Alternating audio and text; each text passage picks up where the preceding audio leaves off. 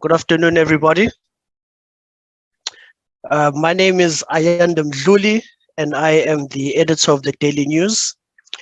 Welcome to another exclusive Press Club South Africa podcast. Today, we are unpacking the independent Phala Phala Parliamentary panel. To be able to do that, we have invited the man of the moment, the one who is responsible for this panel to exist.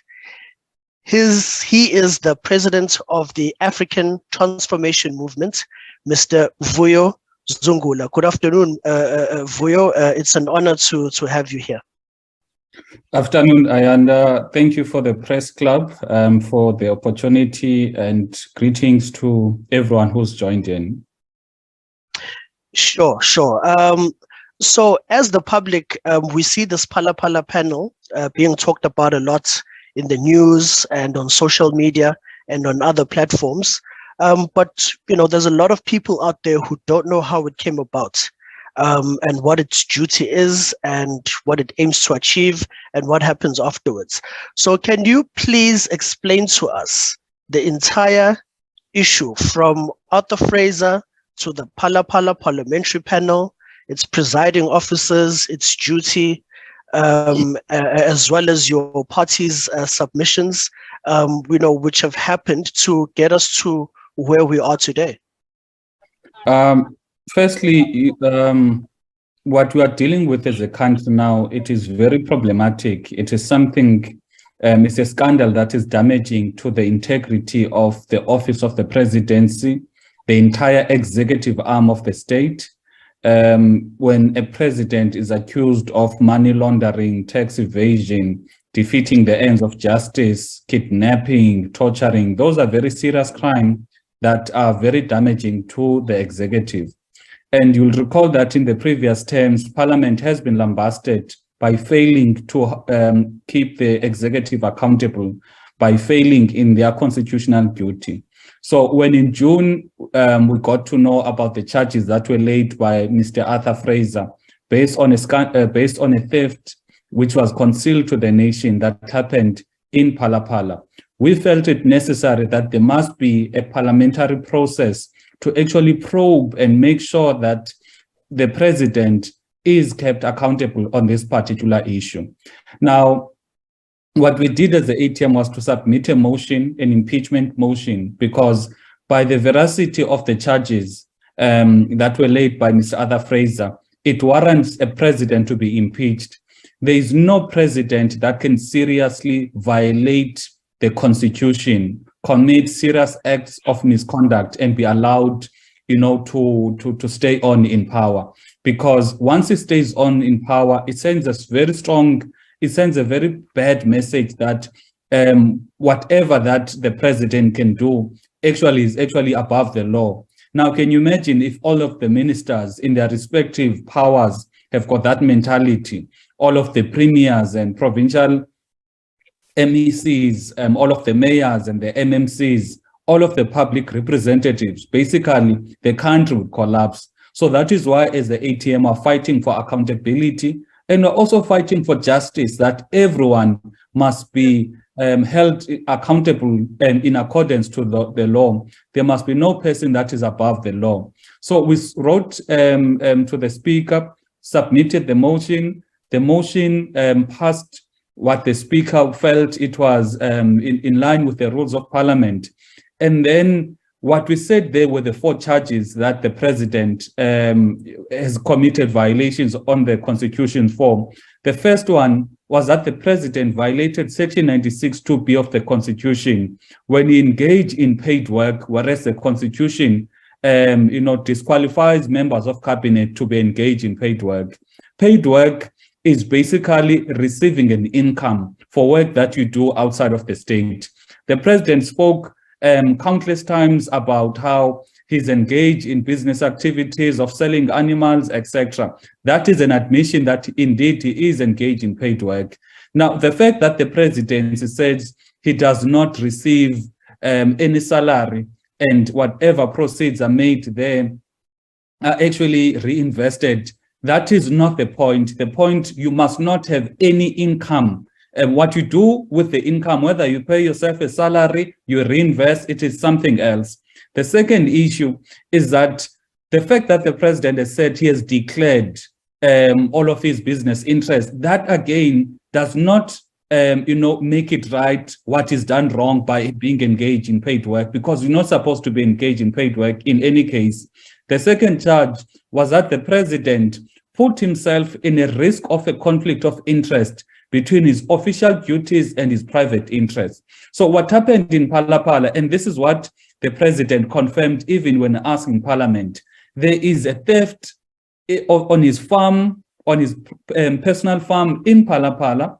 What the president does, he instructs a person that he's got authority over because of his official duties, because he's a president. He instructs that person to actually investigate, deal with the matter, and report back to him, because the head of the protection unit is not mandated by the law to do such investigations. You don't just wake up and go to any police officer and you task that police officer to investigate a matter and report back to yourself. There are proper channels which must be followed. And the fact that this theft was concealed, it was not, there's no case number, it was not reported in the VIP protection unit, it was not reported in the crime stats, clearly shows that there is something that is underhand that happened here. Then the third charge was that the president gave an unlawful instruction, because he should not have instructed someone who's tasked to protect him as a person to investigate a criminal matter. And the last one is that the president, he violated Section 34 of PRECTA, which states that the corruption which or theft that exceeds 100,000 must be reported, of which we know for this case that it was not reported to the appropriate institution.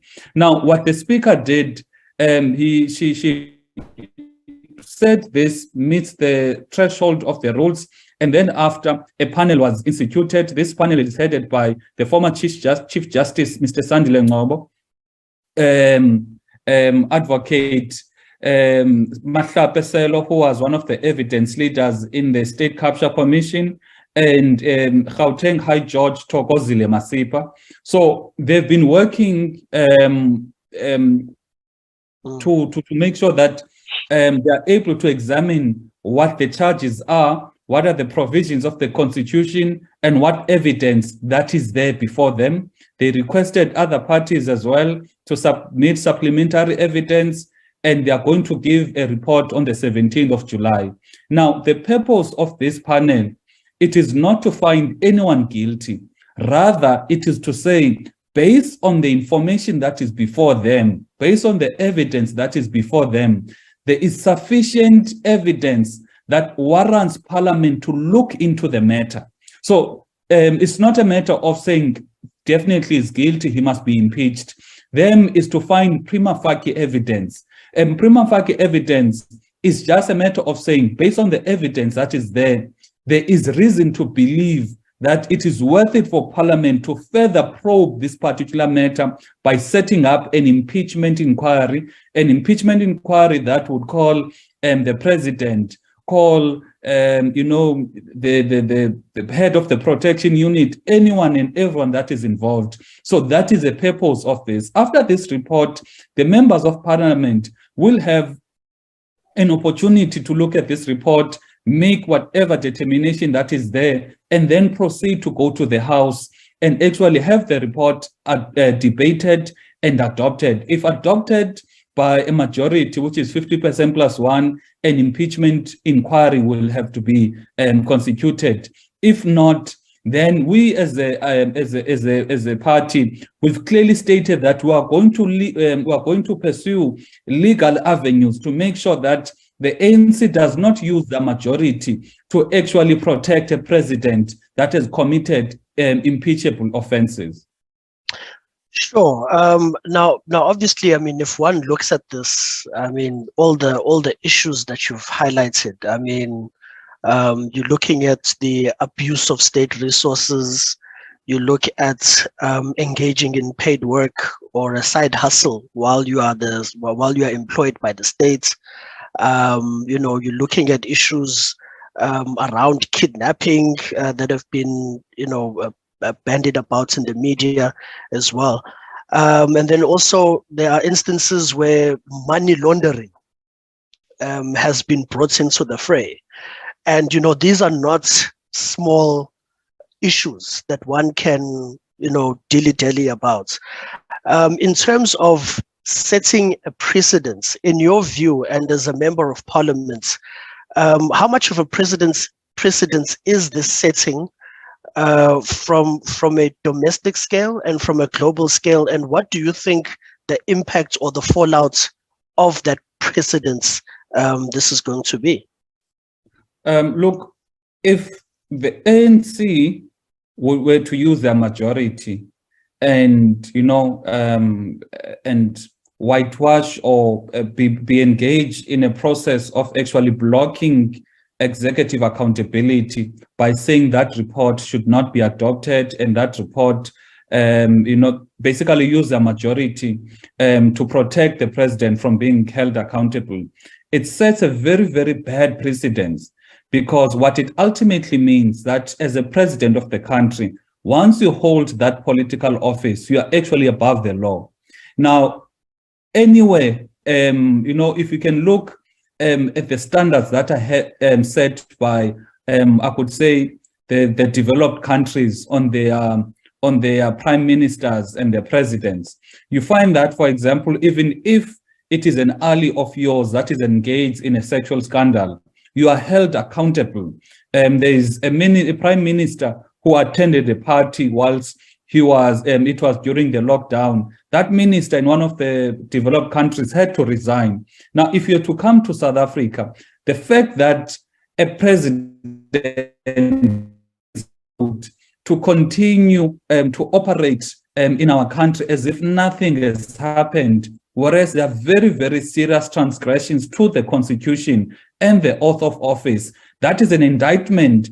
It sets a very, very bad precedence as to keeping the executive accountable. And most importantly, it shows that as a nation, because there are certain sections of society that have seen nothing wrong with these grave allegations. Now, it means we've got a very, very powerful section of society that does not have a problem with any wrongdoing, abuse of power, corruption, money laundering, except if it is done by whoever that they would regard as an enemy.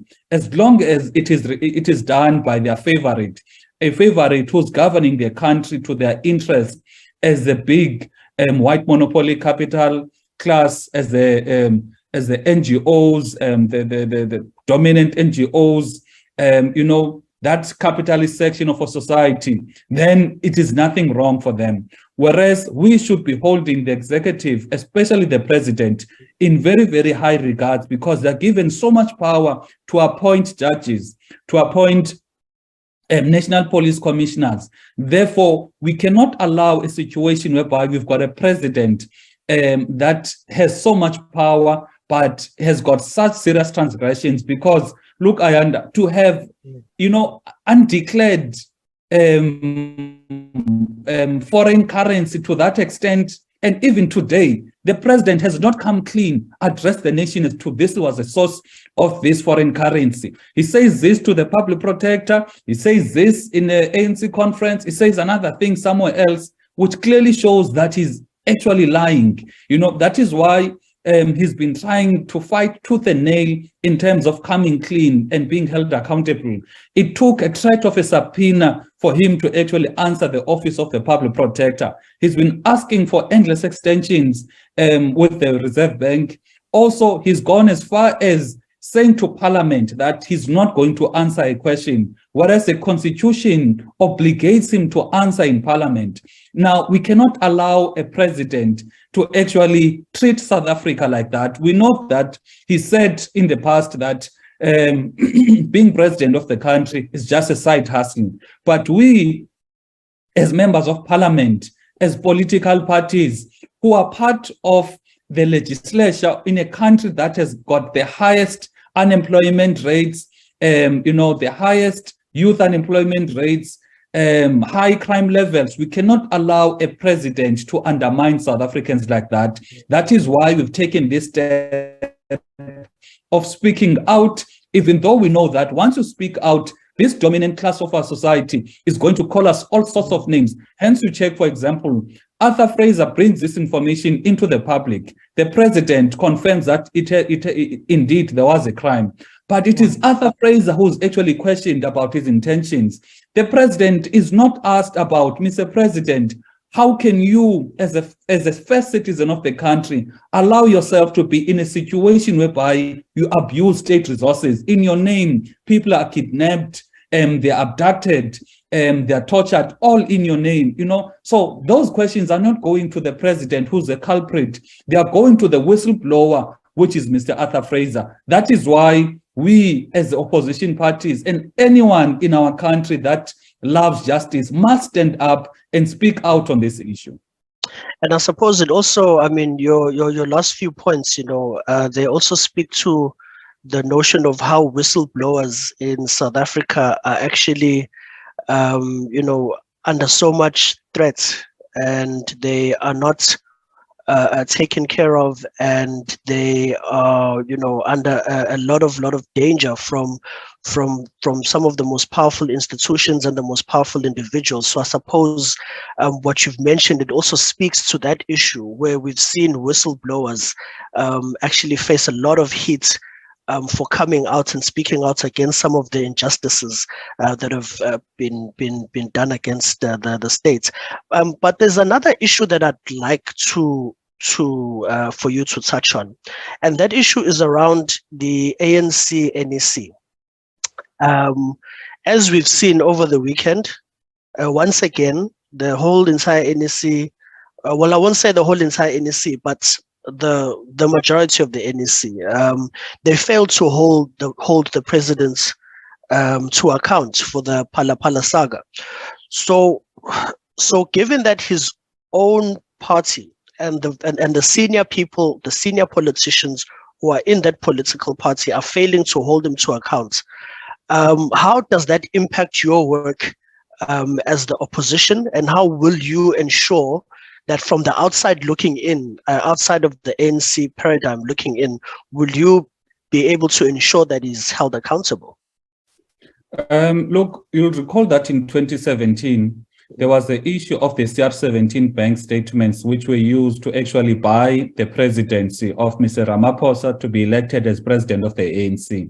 That one, it is a given.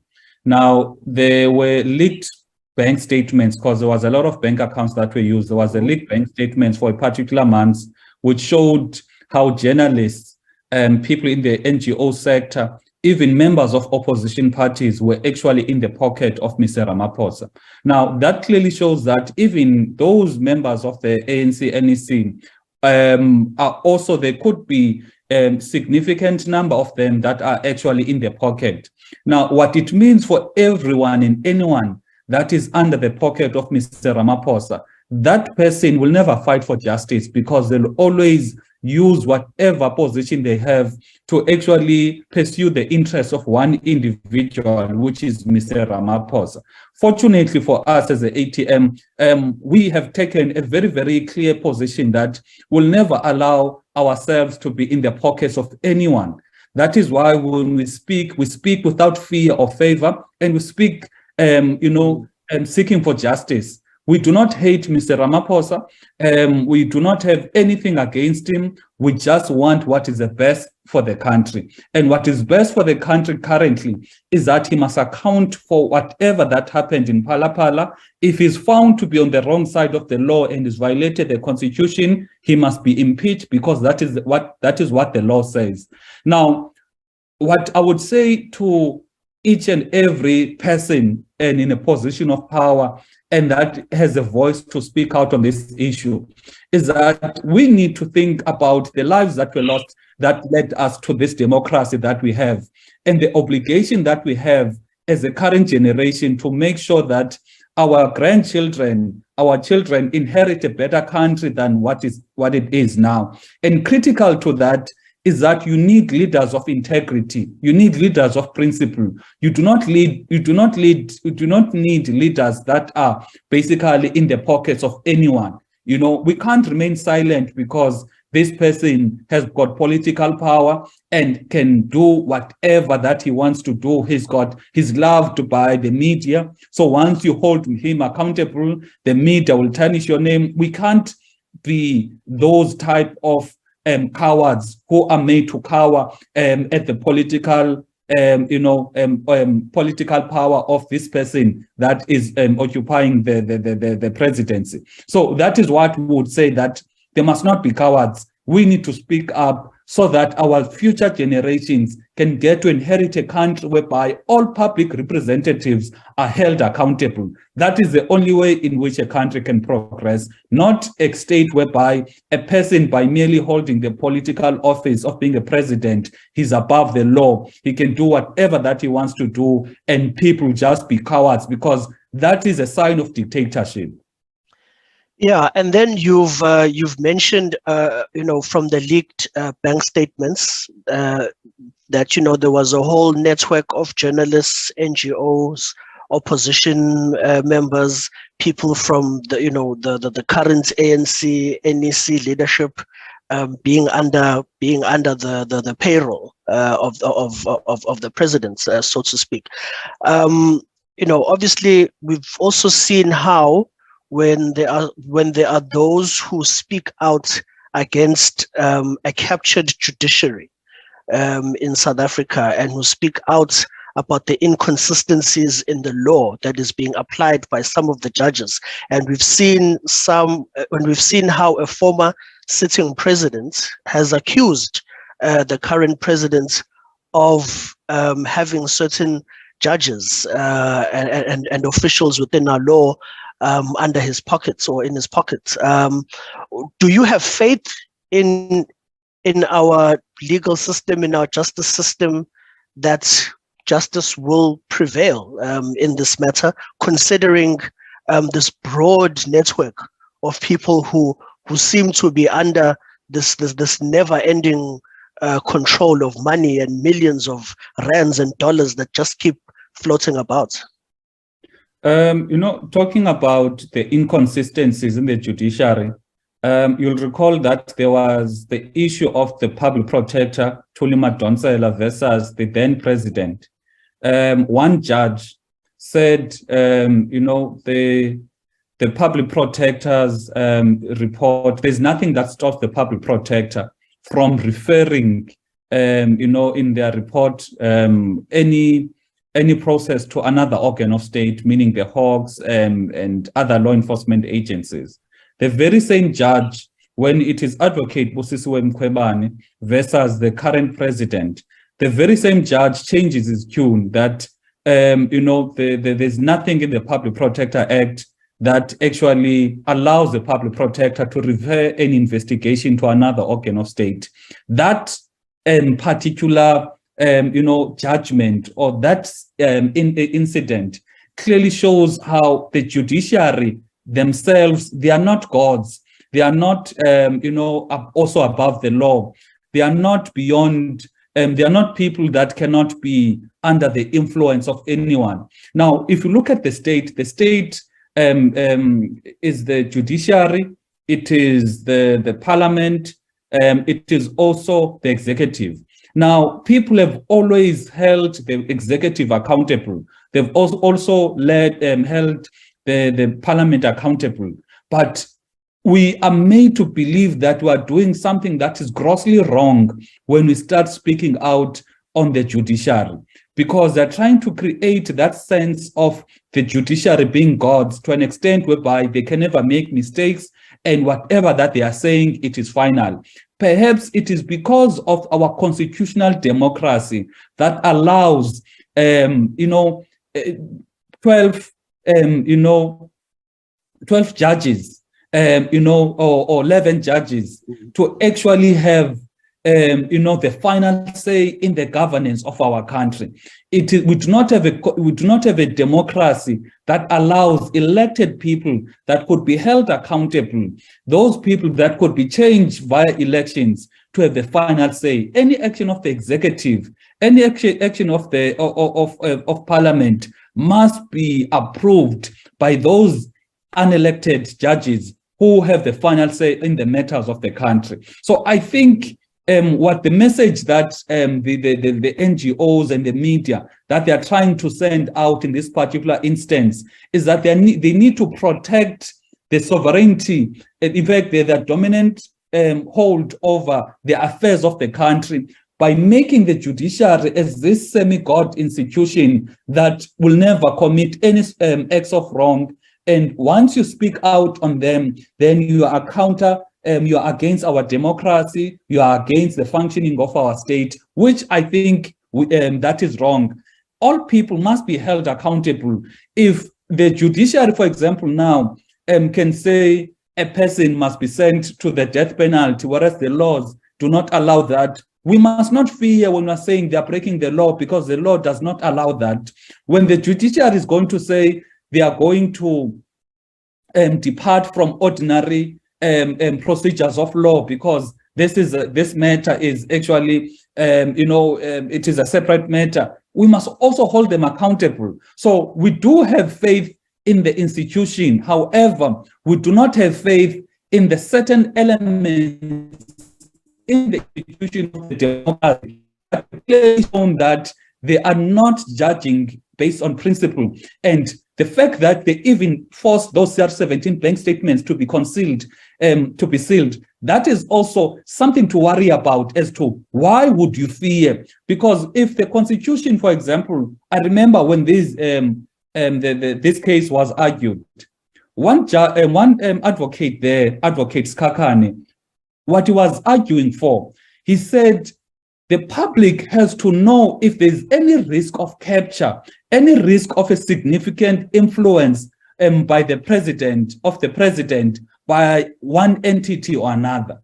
Now, a risk, immediately a person gets to be given $1 billion by different entities to be a president of a country. Therefore, we need to search, or we need to be well aware as a citizens, what was it in it for them? Because they were not doing it because they loved our country. Because if they were doing it because they love our country, they would have donated school shoes, they would have built bridges, they would have done a lot of things. However, those donors only donated to the president. Now, we need to be able to examine those companies after the president became president. What then happened?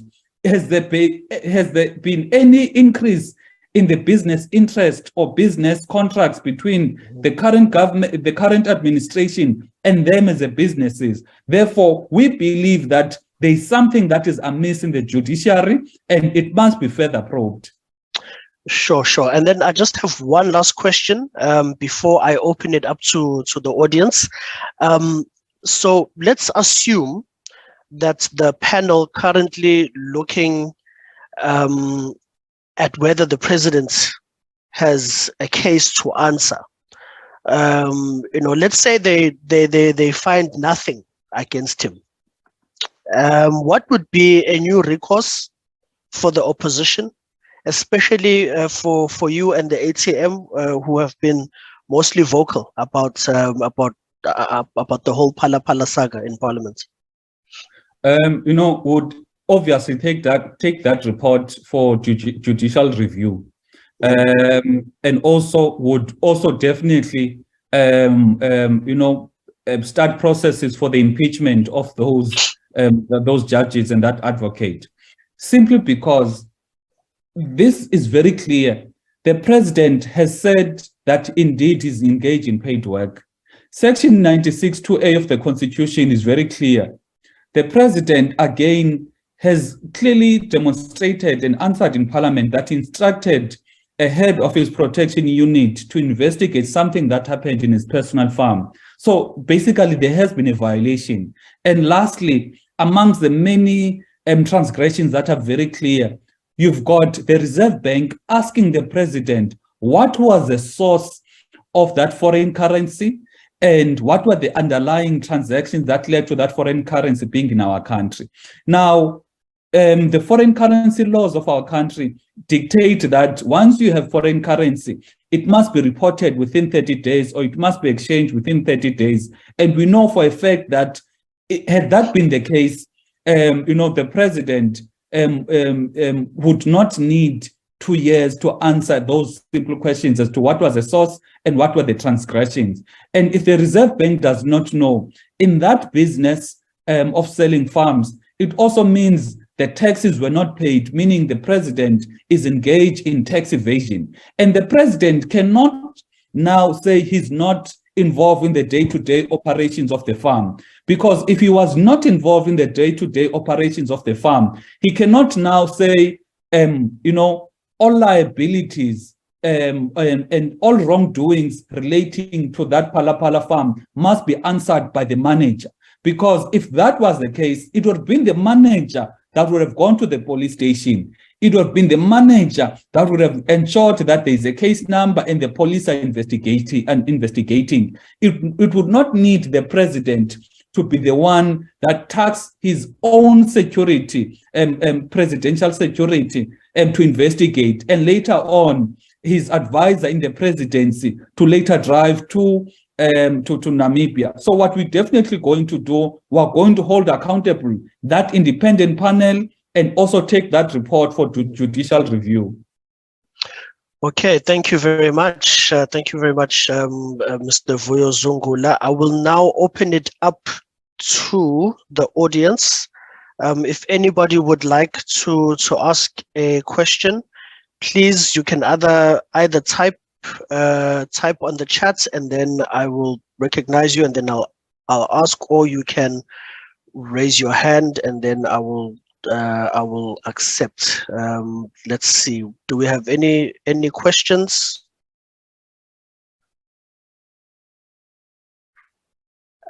Yes, we've got Vuyo. No, thank you very much. Thank you. Good afternoon to you and your guests. I just have one question, or perhaps make it two. Mr. Zungula is a complaint. Sorry, Vuyo, if you could please introduce yourself and where you're from, and then you may proceed. No. Thanks. No, I'm Vuyo Mzansi, and I'm the editor of the Cape Times. Two questions from my side. Mr. Zungula is the complainant in the public protector investigation. Does her conduct and commentary on this matter inspire confidence that they are dealing with the matter diligently and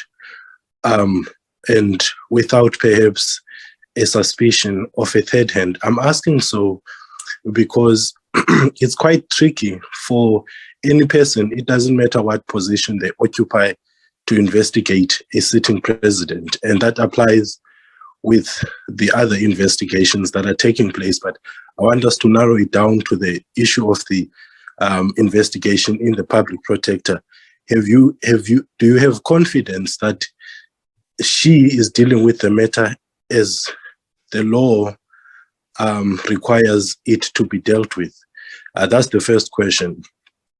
The second question is around the panel established as a result of your party's motion in Parliament.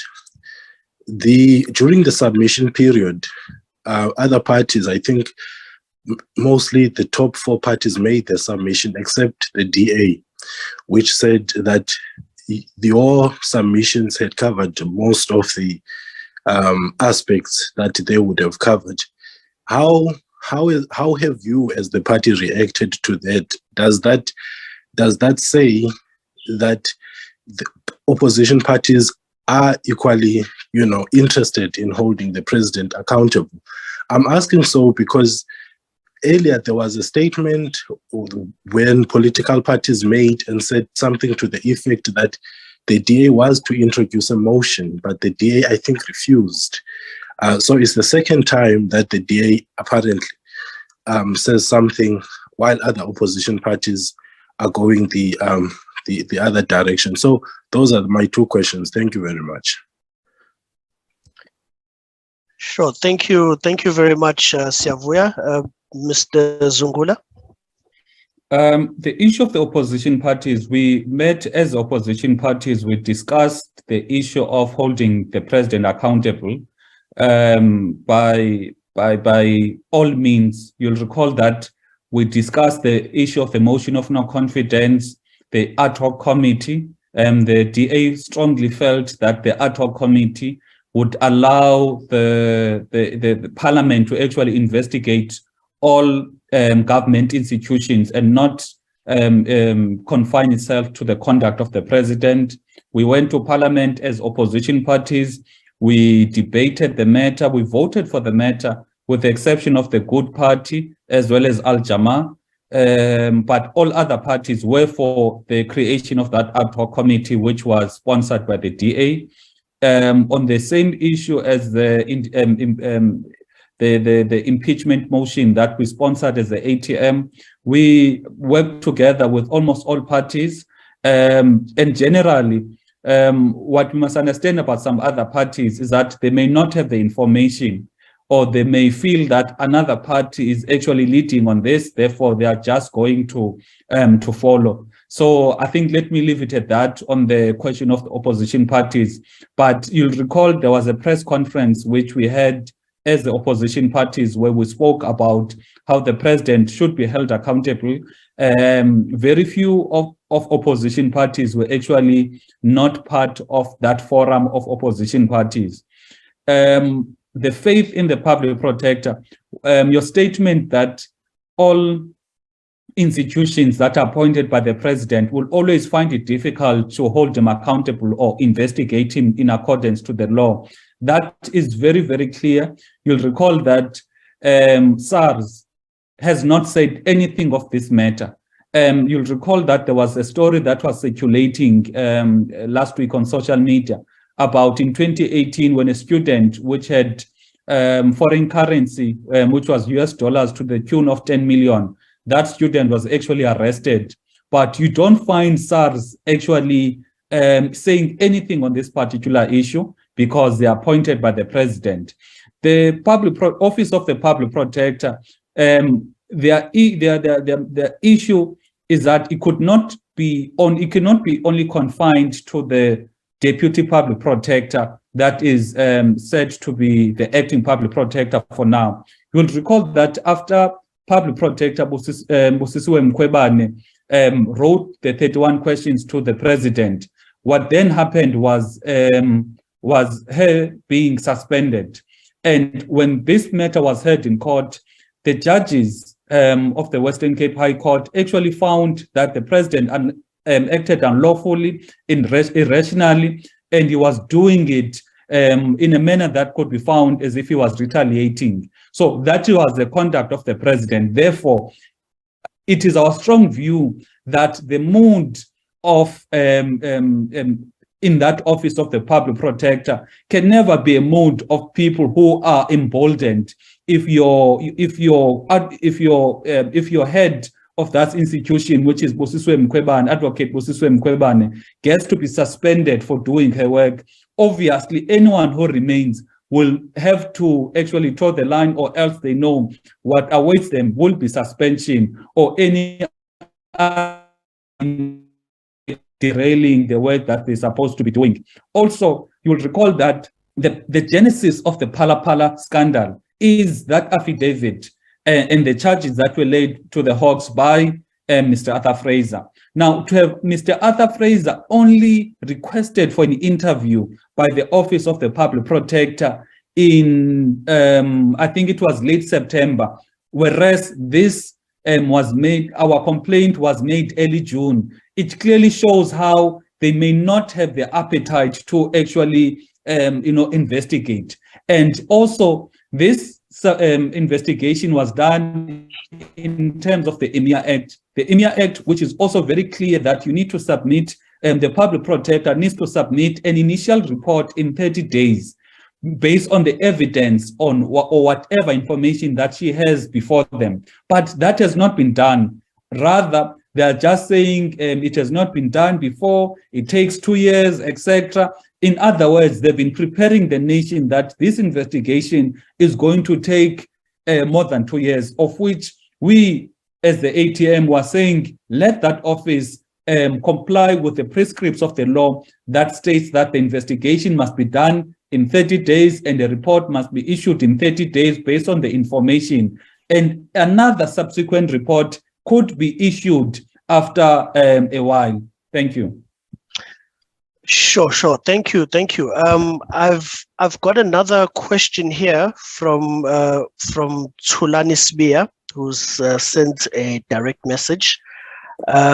He's asking, with the president having sat on this issue for 2 whole years, should it not be urgent to deal with by all of the institutions concerned? So I'm thinking he's talking about SARS, the South African Reserve Bank, the Public Protector's Office, as well as other institutions.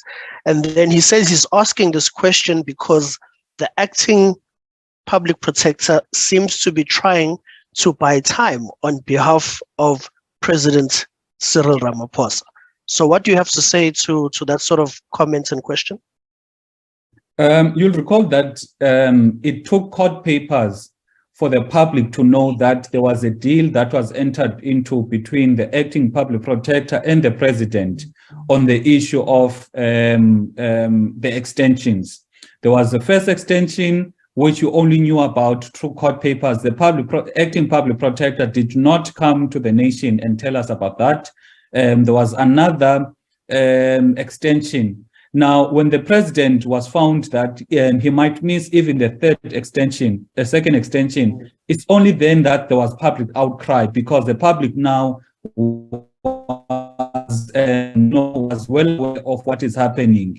And then the acting public protector felt obliged to threaten the president. Therefore, it should not have taken countless and endless extensions, because you're talking about something that happened in February 2020. Now, as a president, he has sat on this issue for so long, and the fact that he's been asking for countless extensions over something that happened 2 years ago, this, in our view, is the clearest indication that a lot of illegal and unlawful activities occurred in Palapala. Sure. And then obviously you look at the whole Palapala saga and its potential to render our whole government institutions useless. I mean, we're talking about the Public Protector's Office, the South African Reserve Bank, we're talking about SARS, we're talking about Parliament, we're talking about the Hawks, the police, the Special Investigating Units. I mean, even the judiciary itself. If nothing comes of this, then that means the whole entire states will be in a state of paralysis, so to speak. But I see I've got Willem Pungula. Please go ahead.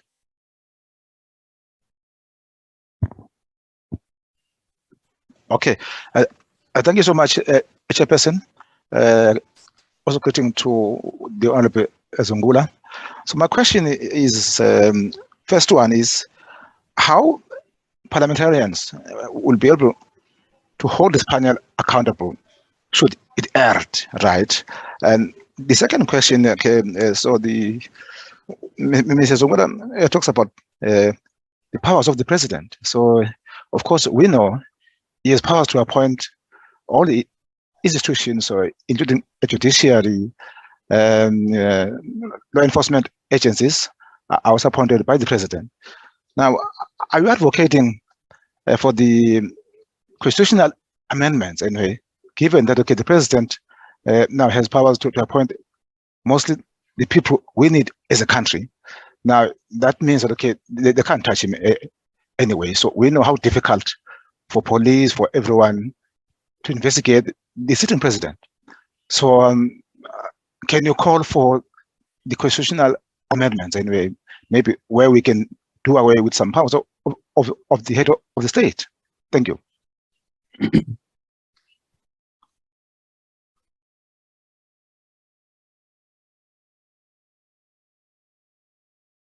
Thank you, Willem. Mr. Zungula. What the MPs have in terms of holding the independent panel accountable, we've got that opportunity of taking the report for judicial review.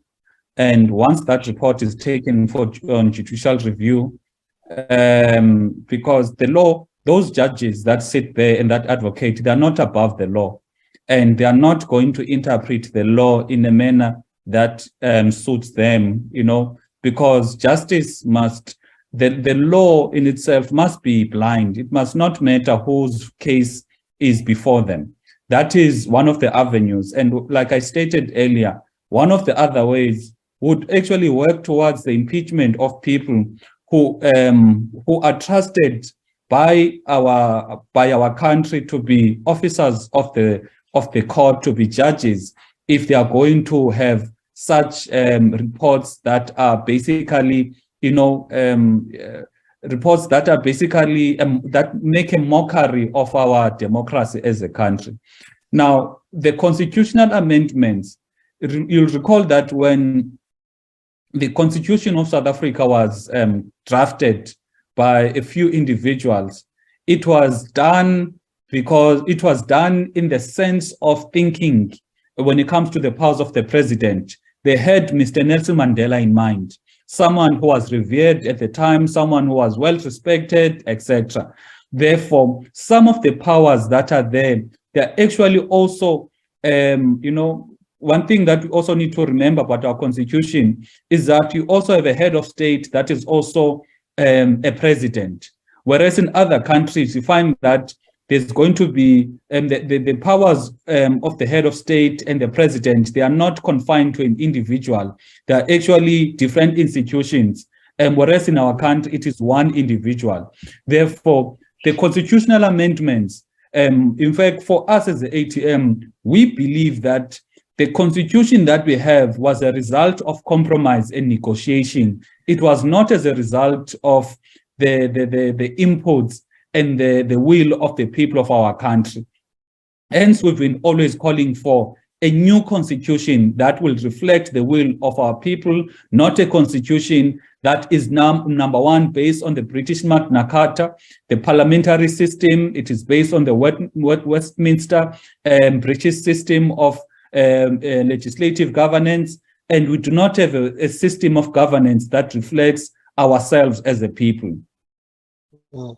Yeah, so for sure, I mean, some would argue that we are looking at a constitution that was established to manage a situation rather than to liberate people. I mean, those are the growing sentiments amongst a lot of people out there. I just have another question. Just judging from the coming from the questions that were raised by Siavuya, Tulani, and Willem, the president has said in public that that he's not allowed to talk to this matter about anyone. That he's been told by the public protector to not say anything about this Phala Phala matter. What do you think of that? What are your thoughts on that? He's lying. He's lying. What the public protector would have said, and the acting public protector would have said also to other people, is that do not share the responses you gave to me to any other institution or the media, because it's going to influence or affect that investigation. There's no way in which an acting public protector can say, now that you've spoken, you've responded to the questions to this institution, do not speak to anyone. Don't speak to SARS, don't speak to the Hawks, don't speak in parliament. That is a lie. Utato Ramaphosa respectfully uyaxoka. Sure. And then and then I think my other question before I move on, we have Phala Phala robbers roaming the streets without being arrested, because their arrest will lead to revealing everything about this issue. What is your take on that? I mean, a crime was committed, millions of dollars were stolen, other people were subsequently captured and tortured and then let go, and it was not reported. And these people are out there roaming the streets, and they were seemingly let go by a sitting head of state from South Africa. What do you have to say about such a damning indictment? You know, it shows the gravity and the seriousness of this entire Phala Phala issue, and how important it is that everyone must be held accountable. You'll recall that as the ATM, we actually submitted a complaint to the IPID to investigate all police officials that were involved in the cover-up, all police officials that abused state resources and abused their power and was engaged in illegal activities in Palapala. Because you can't have a person who, because the president has admitted that there was theft, and there were videos that are in the public domain that shows those people actually stealing, entering Palapala, stealing something. Now, for them to actually roam around, and the president has actually said, indeed, there was theft, it actually shows how we are important as parliament in seeking for justice and accountability on this issue. Yeah, I'm open for questions. Thank you for that, Mr. Zungula. I'm still open for questions. If anybody would like to ask any further questions.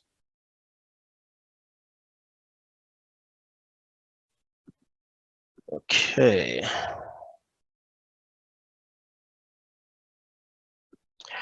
I suppose, you know, maybe just as a parting thought, we have discussed such a wide range of topics around this question, but I think for me, you know, what stands out the most is that should nothing come out of this, we are really looking at a total collapse of the functioning states of South Africa. Why would anybody want a state where the judiciary doesn't work, the public protector's office is not working, the South African Reserve Bank is not working, SARS is not working, Parliament is not working and has been captured, the Hawks, the police, the special investigating units? I think the seriousness and the severity of where we are headed as a country actually rests on what perhaps will transpire out of this parliamentary inquiry. And I see here Mr. Thulani Sbiya has another question for you. The leaked report of the Presidential Protection Unit for the year 2019 and 2020 period states that there were 0 incidents. Would that report have passed the eye of the President and the Minister of Police, or is there a cover-up of cover-ups? There's definitely a cover-up of cover-ups. There is no way in which an incident that affects the VIPs, which is the protection unit, that an incident happens in one of the people, especially the head of state, and the Minister of Police would not know about it. And also the National Police Commissioner would not know about it. The fact that they say 0 incidents, it clearly shows that they were trying by all means to actually cover up that theft or that that break-in, that burglary, to be public knowledge, because obviously the people would have asked the very same questions. What was stolen? And what was the source of those funds? Why were those funds kept in a mattress and cushions and not the bank? You'll recall that even citizens, they are not allowed to operate, by having cash all over. How much more when it is foreign currency? So what they were trying to avoid was these endless questions, one question leading to another, because even when the president was answering in parliament, a lot of people thought, no, he gave the parliamentarians good answers and the parliamentarians could not have follow-up questions. We did not have follow-up questions because the rules of parliament only state that in one question, if I ask the initial question, I only have one follow-up question. I can't have another one. And the other members of parliament, there's only 3 that can have other follow-up questions. They can't ask other questions, but if the situation would have asked a lot of questions to the president so that he does account. So the issue of Palapala, once it gets to that impeachment, is going to lay bare all of the corruption, all of the abuse of power, all of the capture that is there from the judiciary, the SARS, the Reserve Bank, SIU, the Hawks, basically all institutions will be investigated and interrogated. And I believe that will be the most critical motion and the most critical inquiry in our country, because it would have dealt with the real state capture, a capture of people in the judiciary, in the executive and in parliament, because the executive, the state is the executive, judiciary, and the legislature. So once you've got all of those 3 arms of the state, protecting one individual in the pocket of one individual, that is what you would ordinarily call state capture. That is now beyond the rhetoric that is spewed across the country, that is not based on anything in law and in principle. Sure, that was a mouthful. That was a huge mouthful, and that was very, very informative. And then perhaps just as a parting shot here, why is Parliament allowing Ramaphosa to openly lie to them, in your view? Parliament will recall that the majority is members of the ruling party. Those members in the ruling party, the senior members of the ruling party, they also have their political considerations. Hence, you find that a speaker in parliament, a chairperson in parliament, does not